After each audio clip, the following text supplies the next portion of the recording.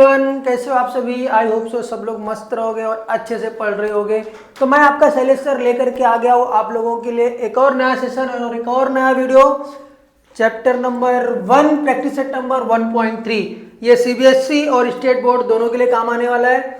जो अभी तक हम लोगों ने प्रीवियस सेशन में देखा था सेट्स को लेकर के, इसमें हम लोगों ने बहुत सारी चीज़ें कवर की हुई है जो प्रीवियस वीडियोज है। आज जो हम लोग देखने वाले हैं वो कुछ अलग है और बहुत ही इंटरेस्टिंग चीज़ है, जिसमें कि आप लोग वेन डायग्राम के बारे में देखने वाले हो। ठीक है, तो अगर आप चैनल पर नए हो और फर्स्ट टाइम विजिट कर रहे हो और अभी तक आप लोगों ने चैनल को सब्सक्राइब नहीं किया तो सब्सक्राइब कर देना, लाइक कर देना, इन दोस्तों के साथ शेयर कर देना। ठीक है, हम लोग वेन डायग्राम की तरफ। वेन डायग्राम होता क्या है, इसमें सिंपल चीज़ है कि अपने को क्या दिया रहेगा, एग्जाम्पल्स दिए रहेंगे, सेट्स दिया रहेगा और उसको डायग्राम में हमको शो करना रहेगा। ठीक है, डायग्राम मीन्स एक सर्कल टाइप के, इसमें Venn diagram means circle type में एक डायग्राम बना सकते हो, या तो रेक्टेंगल शेप का, आयत शेप का बना सकते हो, स्क्वायर शेप का बना सकते हो, किसी भी शेप का हो सकता है।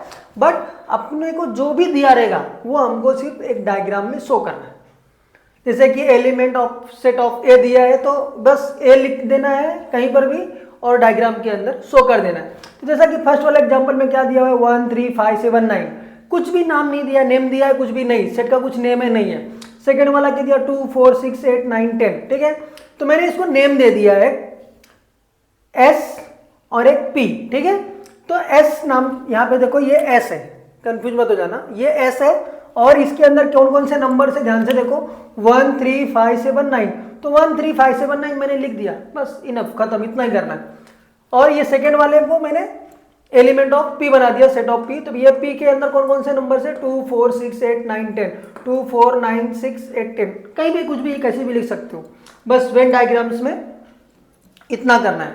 अब इसके कुछ सबसेट होते हैं वेन डायग्राम के आगे, जब आप जाओगे ना तब आपको मिलता है सबसेट, मतलब उसका बोलते हैं ना एक नाम होता है और नाम के बाद कोई उपनाम भी होता है। ठीक है, जैसे किसी का नाम सचिन रहा तो उसका कोई नाम शैलेश भी हो सकता है, जैसा कि मैं खुद का एग्जांपल दे रहा हूं। ठीक है, तो अब देखते हैं क्या ले सकते हैं। If S and P are two given sets, कहने का मतलब क्या है, अगर यस और पी दो सेट्स हम लोगों को दिया हुआ है and every element of set P is also an element of set S, और जो भी सेट है एस का वो पी का भी एलिमेंट है, then P is a subset of S।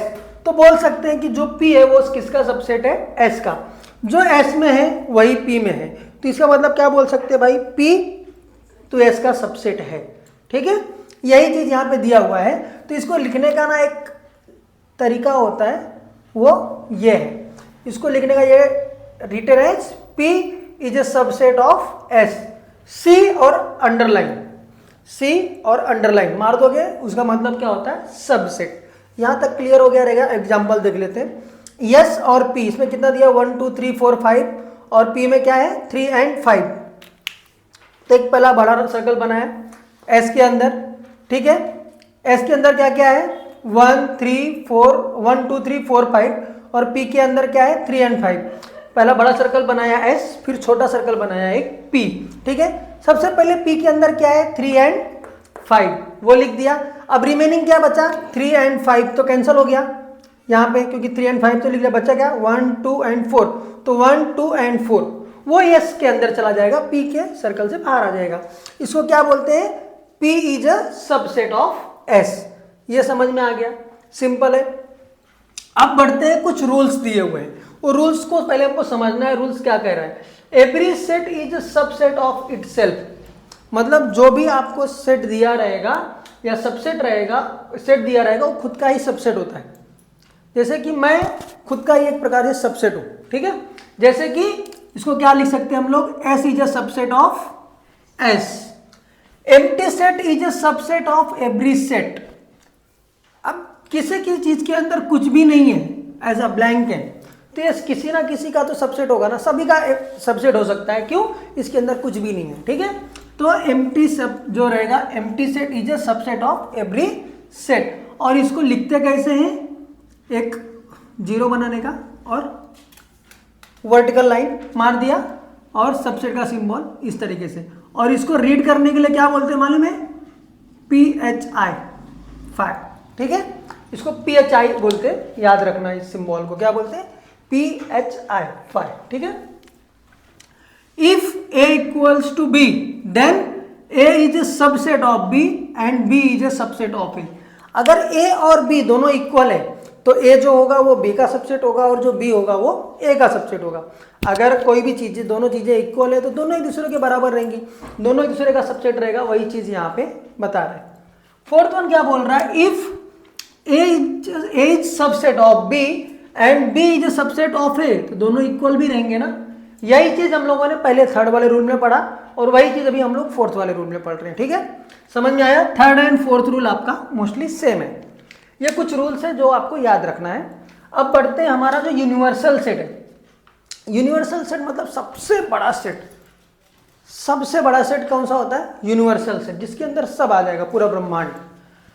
तो बिगर set which accommodate all given set, ऐसा सेट जो सब सेट्स को अपने अंदर समाहित कर लेता है, ठीक है। और it is denoted by you से, ठीक है। यू मीन्स अभी जैसे कि एक समझो कि स्कूल है, ठीक है। अभी स्कूल में बहुत सारे बच्चे, ठीक है, वो लोग कुछ ना कुछ खेलते हैं, ठीक है, क्रिकेट खेलते हैं, ठीक है। लेकिन उसी स्कूल्स में कुछ प्लेयर्स रहते हैं जिनको मिला करके एक टीम बनता है। तो स्कूल में जो बच्चे क्रिकेट खेल रहे हैं वो क्या हो गया? यूनिवर्सल हो गया। बट उनका जो एक टीम है क्रिकेट का, वो क्या होता है? उसको हम लोग सेट बोलते हैं, ठीक है। तो ये यूनिवर्सल सेट हो गया किसका? जो क्रिकेट टीम में है, क्रिकेट टीम का यूनिवर्सल सेट कहाँ का है? स्टूडेंट्स का। समझ में आया?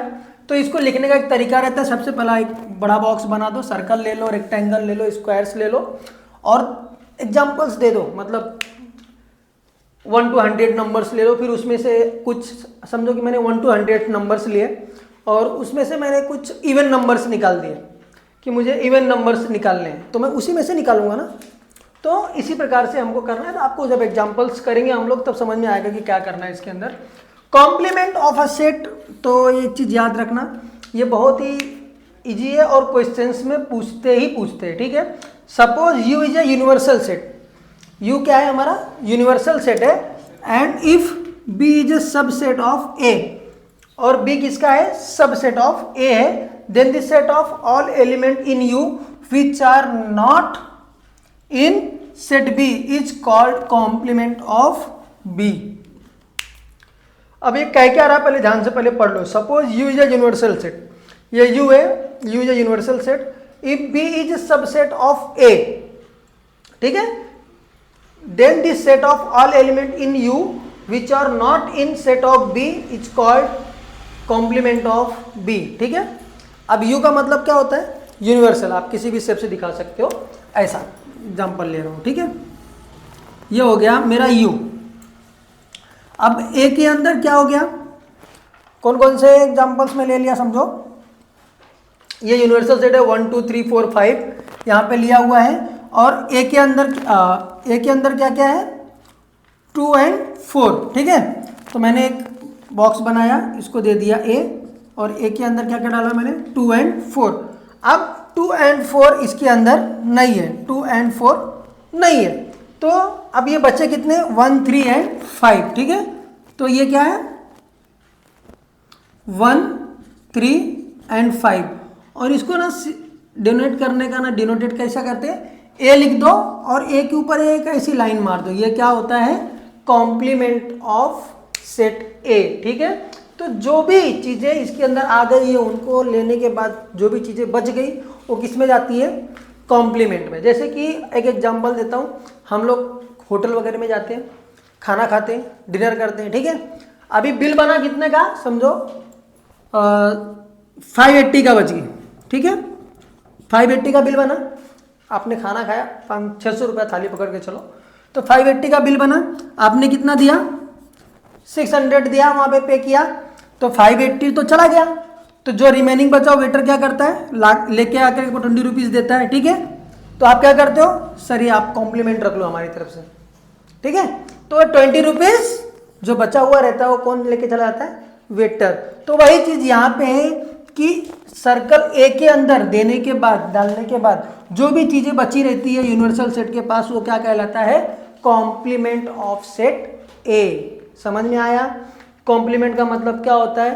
तो बहुत ही इजी वे है समझने का, इस तरीके से आप समझ सकते हो। जब भी हम लोग इसके एग्जांपल्स करेंगे, प्रैक्टिस सेट करेंगे, तो आपको और अच्छी तरीके से समझ में आएगा।